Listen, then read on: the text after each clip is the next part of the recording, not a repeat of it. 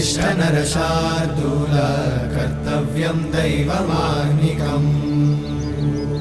उत्तिष्ठोत्तिष्ठ गोविन्द उत्तिष्ठ गरुडध्वज उत्तिष्ठ कमलाकान्त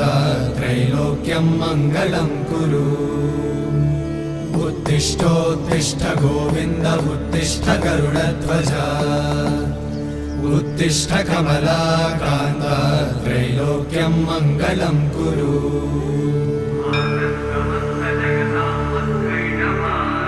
मातः समस्त जगतां मधुकैटभारे वक्षो विहारिणि मनोहर दिव्यमूर्ते श्रीस्वामि निःश्रित जनप्रिय दानशीले श्रीवेङ्कटेश दयिते तव सुप्रभातम् तव सुप्रभातमरविन्दलोचने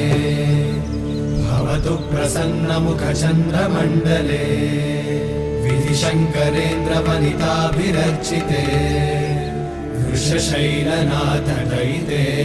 दयानिधे अत्यादि सप्त ऋषयः समुपास्य सन्ध्या